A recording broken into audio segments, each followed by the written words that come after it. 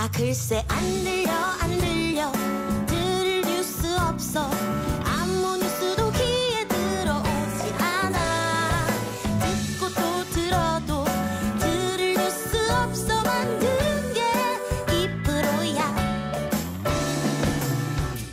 이동영의 뉴스 정면 승부.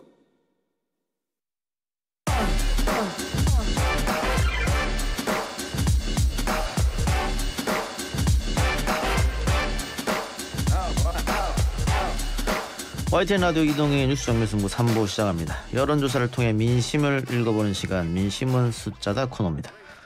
오늘은 오피니언 라이브 윤희용 센터장과 최영일 시사평론가와 함께하겠습니다. 어서 오십시오. 안녕하세요. 안녕하십니까. 자, 윤석열 총장 이야기를 안 할 수가 없습니다. 차기 대권주자 선호도 조사가 나왔는데 한길 리서치에서 조사했네요. 윤석열 총장이 1위를 했습니다. 네. 개요부터 설명해 주시죠. 예, 여론조사기관 이제 한길리서치가 쿠키뉴스 의뢰로 지난 7일부터 9일까지 전국 만 18세 이상 유권자 1,022명 대상으로 이제 조사를 실시한 것인데요. ARS 방식으로 실시가 되었고, 표본 오차는 95% 신뢰순에서 플러스 마이너스 3.1% 포인트였고요. 자세한 사항은 중앙선관위 열심히 홈페이지를 참조하시면 되는데요. 이 조사에서 이제 차기 대통령 후보로 이제 누구를 지지하는지 질문을 했는데요. 윤석열 총장을 지지한다는 응답이 24.7%였습니다.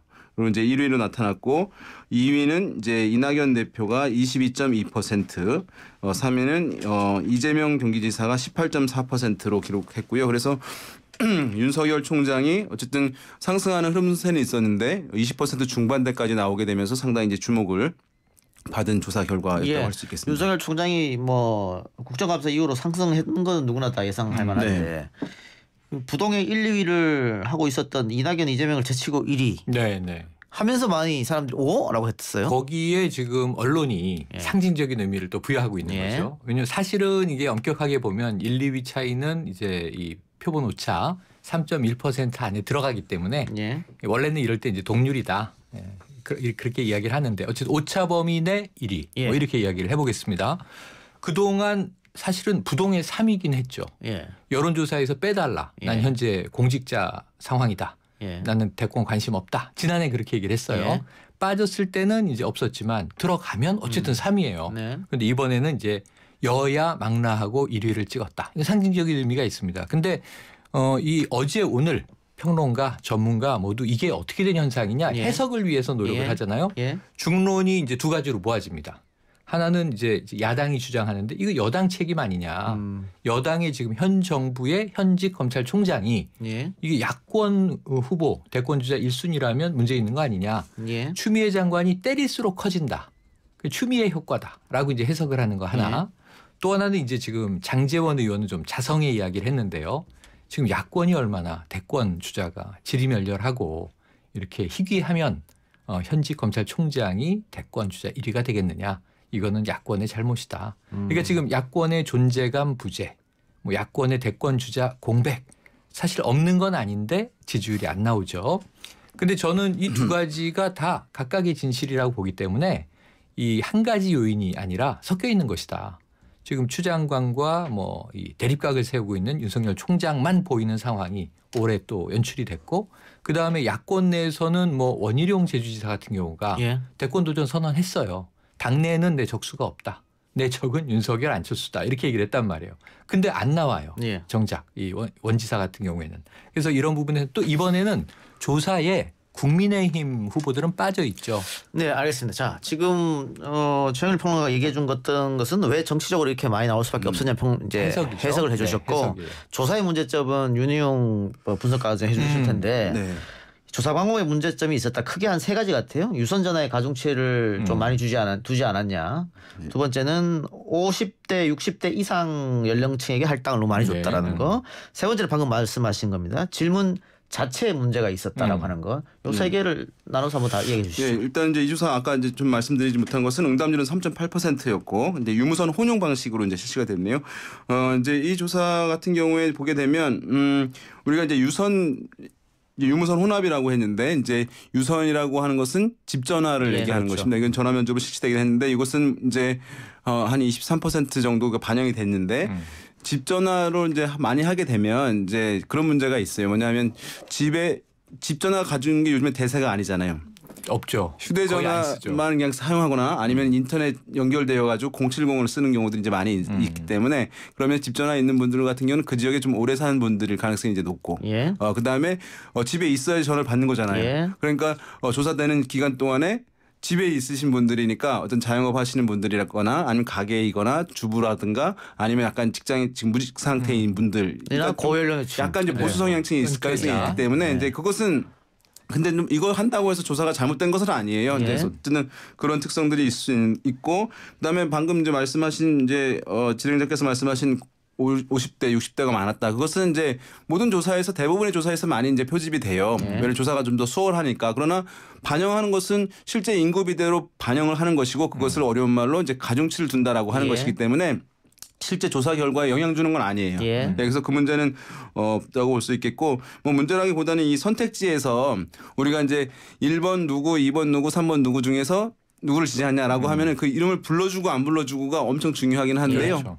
지금 보게 되면 총 6명의 후보를 불러줬는데 이제 여권에 있는 3명의 후보 이낙연, 이재명, 그다음에 심상정, 그다음에 이제 야권에서도 3명을 선택을 이제 불러줬어요. 근데 지금 나오고 있는 이제 거론된 인물이 윤석열 총장, 그다음에 홍준표 무소속 의원, 무소속 의원, 그다음에 이제 안철수 국민의당 대표예요. 그러니까 지금 홍준표 후보 같은 경우, 의원 같은 경우는 무소속이잖아요. 그러니까 국민의힘 소속 한 명도 없는 것입니다. 그래서 이제 이 조사기관에서도 이제 이것이 어떤 대선 주자들이 내 이름을 넣어달라고 하는 것들이 상당히 많아요. 경험상 보게 되면. 그러니까 기준을 마련해야 되는 것이어서 이 조사기관에서는 이제 그 전달에 실시됐던 조사기관에서 상위에 나온 사람들을 이제 여권, 야권에서 3명씩 동일하게 집어넣었다고 나름 이제 기준을 갖고 이제 있는 것이에요. 5% 이상. 네네. 그런데 이제 그럼에도 불구하고 이제 어떤 문제가 발생하냐면 국민의힘이 이제 제 두 번째 큰 정당인데 대선 주자들도 있는데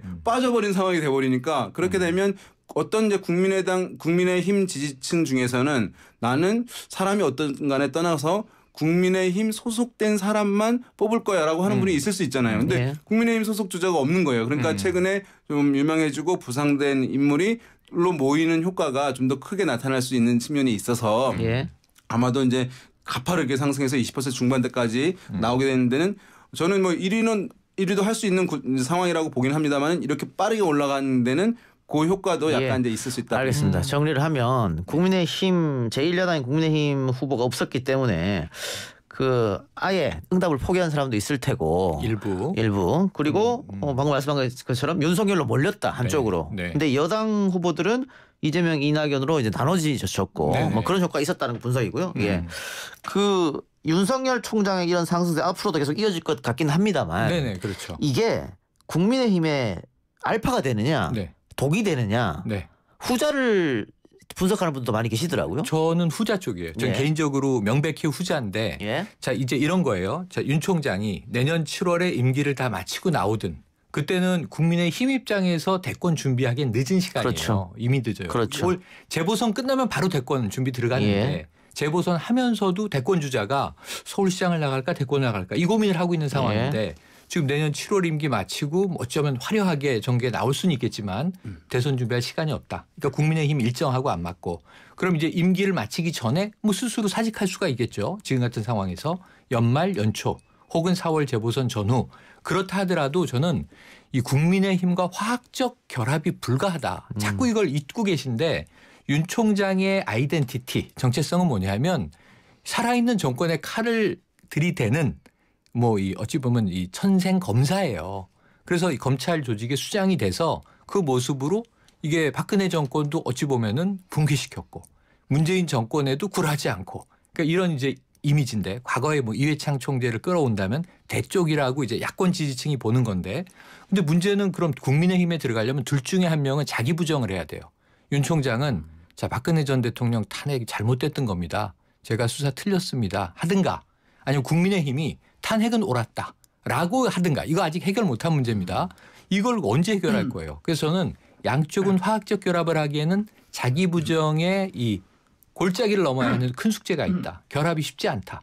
그럼 어떻게 되느냐 하면 대권에 나오면 국민의힘은 혼란이 일어나고 대권에 윤 총장이 안 나올 수 있잖아요. 뭐 지지율은 이렇고 속으로 기분 좋겠죠. 누구라도 1등하면 예. 기분은 좋은 거예요. 그리고 저는 대권 욕심이 없다가도 생기는 게 여론조사예요.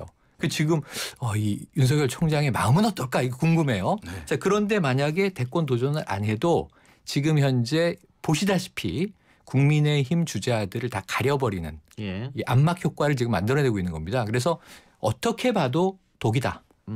저는 이제 문제가 있다. 예. 국민의힘은 정말 이거 항상 자강론 얘기 많이 했어요. 예. 자강도 못하고 그럼 얹혀갈 겁니까? 예. 얹혀가자니 자기 부정을 해야 되고. 그럼 얹혀가지 않자니 윤석열 이상의 주자를 지금 몇 개월 안에 만들어내야 돼요. 그럼 몇 년 동안 안 나오던 인물이 하늘에서 떨어집니까? 이런 문제가 있다. 그러니까 타임라인상 만일 윤 총장이 임기를 마치게 되면 늦다. 안 된다는 것이고. 많이 늦습니다. 또 만일 임기를 마치게 되면은 그때까지 7월 달까지 아까 우리 여론조사 얘기한 대로 다른 국민의힘 잠룡들의 안 보이죠. 프로테지를 다 먹을 거 아닙니까? 맞아요. 블랙홀이 되는 거예요. 근데 그때 가서 저는 정치 안 합니다. 그러면 또 국민의힘 네. 주자들이 난리 나죠. 클 수 있는 시간이 없어져 버리고 그렇습니다. 그런 문제가 있다고 했는데 이게 이제 보면 여론조사 사실은 이제 대선에서는 여러 이제 비판들이 있음에도 불구하고 대선의 구도 과정 뭐 결과까지도 사실은 여론조사가 상당 부분 좌우하는 측면이 있거든요. 왜냐하면 여론조사에서 1등, 2등, 3등으로 나온다. 그러면 그 상위 후보들 중심으로 미디어는 기사를 많이 맞아요. 생산하게 내게 맞아요. 되면 들으시는 이제 국민들은 이제 그 미디어로부터 정보를 듣는 거잖아요. 그 대선 후보들이 행보하는데 옆에 가서 지켜보고 있는 게 아니거든요. 그러니까 그 사람들에 대한 정보를 더 많이 듣게 돼요. 그러니까 유명하니까 더 유명해지는 거예요. 이제 그런 현상들이 나타나게 되는데 그래서 실제로는 사실은 우리나라 미래를 책임질 사람으로서 어떤 자질이 이제 있느냐, 누가 더 이런 자질에서는 뛰어나느냐, 이런 역량을 가진 사람 누구냐, 이제 이런 조사가 이루어져야 되는데 이게 이제 순위 조사만 이루어지잖아요. 그러니까 사람들이 국민들이 이제 보시기에 저 사람이 지금 1등 달리고 있는 후보야, 2등 달리고 있는 후보야. 그러니까 사람이 등수로만 기억을 하게 되는 것이에요. 그런데 이 여론조사라는 거 하는 것이 중요한 것이 뭐냐면 합이 이제 100%라는 거예요. 그러니까 대선이 가까워지고 도전하는 사람들이 많아지면 100%에서 120%, 130% 늘어나면 아무 문제가 없는데 합이 100%로 정해져 있다 보니까 고정돼 있다 보니까 누군가 지지율이 높다는 얘기는 상대적으로 그 진영 내에서 다른 주자들은 지지율이 낮다는 것을 의미하는 것이기 때문에 윤석열 총장이 지금 20% 중반대 가져가게 되면 나머지 한 15% 정도 만약에 한 40 정도라고 본다면 보수 진영을 다른 후보들이 이제 대여섯 명에서 그것을 나눠 가질 수밖에 없기 때문에 5% 넘는 후보도 나오기가 쉽지는 않은 상황. 두 자릿수는 거의 불가능하다고 보는 게 맞거든요. 그러면 말씀하신 대로 이제 보수 진영에서는 고령층들이 주로 지지층이기 때문에 어떤 후보를 띄우는데 부상하는데 시간이 진보 진영보다 많이 걸려요. 젊은 층들은 종습득이 좀 상대적으로 빠르기 때문에 짧은 시간에 스타를 만드는 게 가능한데 보수 진영은 이제 고령층들 많이 있기 때문에 시간을 좀 길게 이제 보는 게 필요한데 내년 이제 7월 되는데 대선이 몇 달 안 남은 상황에서 부랴부랴 누구를 이제 부상시키려고 한다. 윤석열 총장이 출마를 안 한다고 했을 때 그게 쉽지 않은 상황이기 때문에 지금 이 조사 결과들은 최근에 윤석열 총장의 부상은 보수 진영에 어떤 기대감들을 주는 측면도 있습니다만은 국민의힘 소속에는 상당히 어두운 그늘을 주고 있는 상황이다 보겠습니다. 두 분 다 동일하네요. 알파가 아니고 마이너스가 될 것이다. 동일한데 이건 어떻습니까? 만일 검찰총장 타이틀을 뗐을 때 어떻게 될 것이냐. 네. 지금은 뭐 검찰총장 타이틀을 갖고 있기 때문에 지지를 받지. 네. 그 타이틀을 떼고 자연인 정치인으로서 들어왔을 때는 거의 뭐 반토막 날 것이다. 예전에 뭐 안철수, 반기문, 고건 그랬던 것처럼 뭐 이런 얘기도 있던데. 저도 그렇게 봐요. 근데 그렇게 보는데 자 과거에 이제 학습 효과를 가지고 윤 총장이 이거 뭐 정치를 안 하면 모를까. 안 하면 자연으로 돌아가서 이 우리 사회와 국민들에게 봉사할 길을 찾겠다. 이게 정치 외에 뭔가 정말 순수한 의미의 봉사다. 그럼 전 박수 받을 거라고 생각해요. 그런데 문제는 자 내가 1등도 먹어봤는데 한번 국민 지지를 확 끌어당기면 한번 대권 잡을 수 있는 거 아니야? 전 어느 인간도 이 유혹을 거부하기 힘들 것 같아요. 1등을 찍으면. 그럼 이제 정치에 대한 구상을 지금부터 한단 말이에요. 물어도 보고 사람들에게. 근데 어느 세력과의 결합할 거냐에 따라서 경우의 수가 좀 시나리오가 다양해져요. 예를 들면 별거 아닌 것 같지만 지금 보세요. 뭐 안철수 대표 국민의힘, 국민의당 뭐 별 역량이 없습니다. 의석 3개고. 또 안철수 대표는 지금 이 원외 인사기도 하고. 근데 만약에 신문에 어느 날 이런 실리는 거죠. 자 윤석열, 안철수와 손잡기로. 뭐 그럼 이건 관심이 확 또 쏠리는 거예요. 아까 윤희용 센터장 말씀처럼 뉴스가 뉴스를 계속 이제 확대 재생산하면서 쏠리면 그러면 국민의힘은 또 소외돼. 네. 국민의당이 의석 3개인데 또 주목받아. 그럼 윤석열하고 안철수하고 만약에 결합을 하면 어떤 이제 새로운 모습이 만들어질까? 사람들의 상상을 자극해. 그러니까 이런 효과거든요. 그래서 윤 총장이 반기문 총장 정말 그 이름값만 가지고 야 내가 유엔 사무총장 했는데 고국에 돌아가서 이제 대권한다. 그럼 이제 글로벌 경영도 했는데 뭐 국가 경영 못하겠어? 국민들이 따라오겠지. 근데 문제는 그렇지가 않았다는 거죠. 이 고위공직자가 정말 이 험한 또 마타도와 네거티브가 난무하는 정치판에서 그 악플들을 견뎌내면서 생존하는 게 쉬운 일이 아니라는 걸 몇 번 봤는데 자, 윤 총장은 지금 그 내성을 좀 버티고 있어요. 전 윤 총장이 개인적으로 정치에 나오는 게 한국 정치나 그 개인에게 좋을까 하면은 좀 저는 우려하는 입장이지만 만약에 정치평론을 하는 입장에서 그런 현상이 벌어지면 그 하나의 또 파괴력으로 작용을 한단 말이죠. 우리 대선판에. 그래서 저는 윤 총장이 어떤 시나리오를 들고 나오냐에 따라서 몰락이냐 혹은 반짝 상승이냐 혹은 제법 또 이제 대권 레이스에 한 몫을 하느냐 좀 한 3가지 길이 다르게 갈 것 같아요. 어느 세력과 손잡느냐 여기에 따라서 달라질 수 있다고 봅니다. 이게 이제 지난번 박근혜 정부 때 탄핵 그다음에 지금 이제 코로나19 이 국면이 국민들에게 이제 주는 교훈들 효과들이 있다고 볼 수 있는데 뭐냐하면 이제 정말 지도자를 대통령을 여러 가지 이제 역량을 갖추거나 뭐 또 도덕성이든 여러 가지 갖춘 인물이 필요하다. 그다음에 실제 또 이제 특별한 다른 사람들을 뽑아야 이제 제대로 된 사람을 뽑아야지 그런 일이 안 당하고 또 코로나19것처럼 이런 위기 상황에서도 대응들을 잘하면서 국가의 품격도 올라가고 또 국민의 생명과 안전도 지켜진다라고 하는 이제 교훈들이 매우 높게 이제 형성이 되어 있다고 보여요. 그런 것들을 이제 보게 되면 윤석열 총장은 정의라고 하는 코드에 이제 맞는 부분들이 있어서 일정 부분 호응받을 수 있는 여지가 있습니다만은 종합적으로 국가를 운영할 수 있는 인물인가에 대한 이제 판단을 국민들이 하게 된다고 한다면 그렇죠. 이런 이제 학습 효과로 상당히 수준이 올라가 있는 국민들로서는 그런 부분들은 좀 아쉬운 부분으로 지적할 수 있기 때문에 윤석열 총장의 인기가 일정 부분 저는 당분간 갈 수밖에 없는 부분이 있겠습니다만은 나중에 가서 불확실한 측면도 지금 상당히 높은 편이다라고 보는 게 맞지 않나 싶어요. 높죠. 예, 알겠습니다. 자 문자로 8703님께서 질문을 주셨네요. 윤 총장이 만약 무소속으로 나오면 어떻게 됩니까? 라고 하셨는데 이건 제가 짧게 답하고 넘어가겠습니다. 이게 지금 윤석열 총장이 보수 주자로 인식하고 평가가 되기 때문에 맞아요. 만일 무소속으로 나온다면 표 분산 효과가 있어서 민주당이 훨씬 더 유리해지겠죠. 맞습니다. 자 정당 지지도 살펴볼까요? 이번에는 최영일 평론가가 그 개요 설명해 주시죠. 자 정당 지지율 지금 더불어민주당이 11월 1주차 주간 집계입니다. 1.4%포인트가 내려갔어요. 33.3%. 국민의힘은 1.9%포인트가 또 내려갔어요. 그래서 26.1%. 이 한 자릿수의 격차가 있습니다. 자, 열린민주당은 0.6%포인트가 올라서 7.6%, 국민의당은 1.0%포인트가 올라서 7.3%, 정의당도 0.7%가 올라서 5.9%. 조금씩 군소정당들은 올랐다. 근데 이제 민주당과 지금 더불어민주당과 그러니까 국민의힘은 조금씩 내려갔다. 이거 12일 발표된 리얼미터 11월 2주차 중간 집계고요. 지금 이 더불어민주당, 국민의힘 동반 하락, 양당 격차는 2%포인트, 4주 연속 오차범위 밖 흐름을 또 보인 게 있습니다. 지금 이게 이 TBS 의뢰로 9일에서 11일까지 전국 18세 이상 유권자 3만 132명에게 통화를 지도해서 최종 1,504명이 응답, 5.0%의 응답률이고요. 표본 오차는 95% 신뢰 수준에서 플러스 마이너스 2.5%포인트. 자, 자세한 조사 결과는요. 리얼미터 중앙선거 여론조사 심의위원회 홈페이지를 참조하십시오. 예. 윤희용 분석가님, 지금 더불어민주당 지지율을 조금 지금 1.3%포인트 빠졌는데 열린민주당 지지율이 0.6% 올라갔으니까 여기서 조금 옮겨왔다고 보고요. 국민의힘 지지율을 또 2%가 1.9%포인트 빠졌습니다. 근데 지금 뭐 추미애 논란도 있고 그리고 부동산 문제도 있고 국민의힘 지지율이 그 나쁜 이슈가 잘 없고 국민의힘 쪽으로 좋은 이슈가 많은데 지지율이 안 올라가고 자꾸 빠진 이유가 뭐예요? 그러게요.